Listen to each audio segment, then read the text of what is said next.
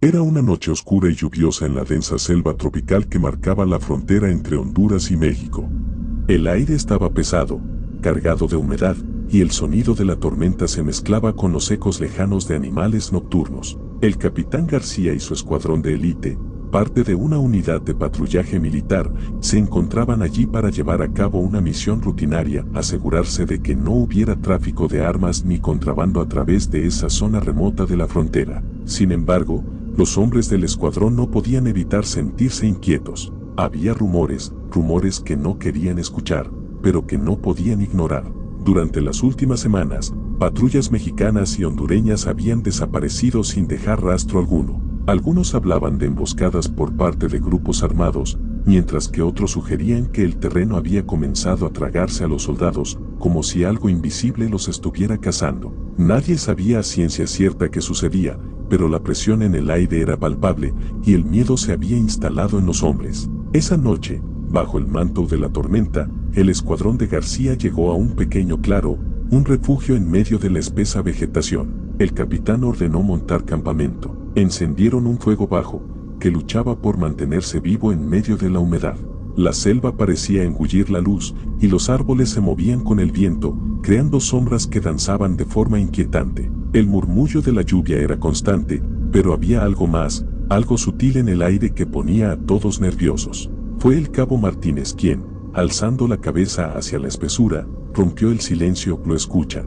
Los demás se miraron entre sí, confundidos. Al principio pensaron que solo era el sonido de la lluvia o el viento, pero pronto comenzaron a distinguir un susurro lejano, como si alguien estuviera llamando a cada uno por su nombre, de forma indistinta, casi inhumana. «Es el viento», dijo el capitán García, tratando de calmar a sus hombres, pero algo en su tono de voz denotaba incertidumbre. No estaba tan seguro como quería aparentar. El cabo Martínez insistió, señalando hacia la espesura de la selva: «Escuchen, viene de allí». Y entonces todos callaron. El sonido no era natural, no era solo el viento. Uno de los soldados, el joven Rodríguez, fue el primero en ver algo en la oscuridad. «Allí, miren», exclamó, señalando con el dedo tembloroso hacia un rincón sombrío de la selva. Los hombres se acercaron, sus corazones latiendo con fuerza, y allí, a través de la lluvia y la oscuridad, apareció una figura. La silueta era humana, pero algo en ella no encajaba.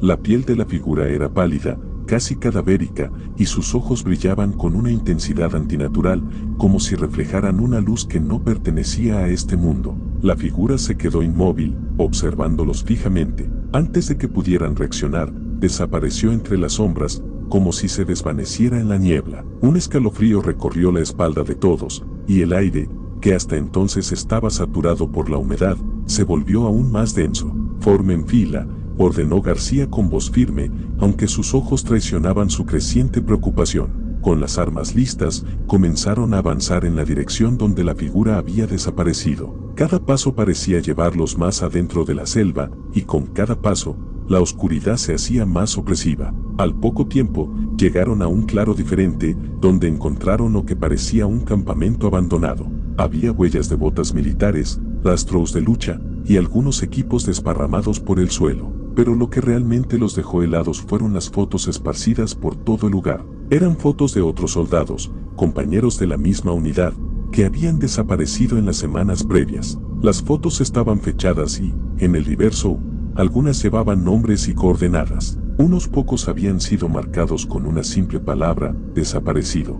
El capitán García trató de mantener la calma, pero la situación se volvía más difícil de manejar con cada minuto que pasaba. De repente, un grito desgarrador cortó el aire, proveniente de algún punto en la oscuridad. Los soldados se agruparon rápidamente, pero algo extraño ocurrió. Sus radios dejaron de funcionar, las linternas empezaron a parpadear y luego se apagaron por completo, sumiéndolos en una oscuridad absoluta. El sonido de arrastre, como si algo pesado se moviera entre las sombras, comenzó a rodearlos. Sin previo aviso, los soldados comenzaron a caer uno a uno, gritando en el aire, pero sus voces parecían distorsionadas, como si estuvieran siendo succionadas por la tierra misma. García intentó organizar la retirada, pero el pánico ya se había apoderado de los hombres. El joven Rodríguez fue el siguiente en caer, su cuerpo arrastrado por unas manos invisibles que lo tiraron hacia la maleza. El capitán, ahora desesperado, ordenó que corrieran. Sin embargo,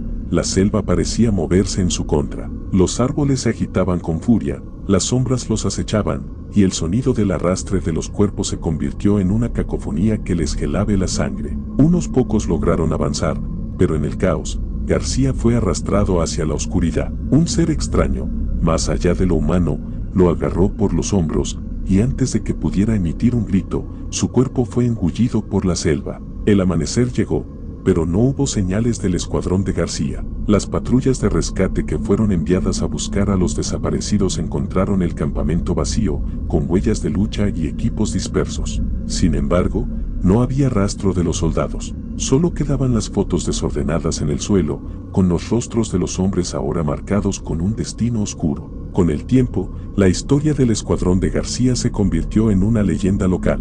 Se decía que sus espíritus aún rondaban la selva, buscando venganza o quizás solo descanso. Cada vez que un patrullaje militar se adentraba en esa zona, los hombres juraban escuchar, entre el murmullo de la lluvia y el viento, sus nombres siendo susurrados, llamándolos hacia la oscuridad, como un recordatorio de que en esas tierras, algunas presencias no pueden ser derrotadas, ni por las balas ni por el tiempo. Fin.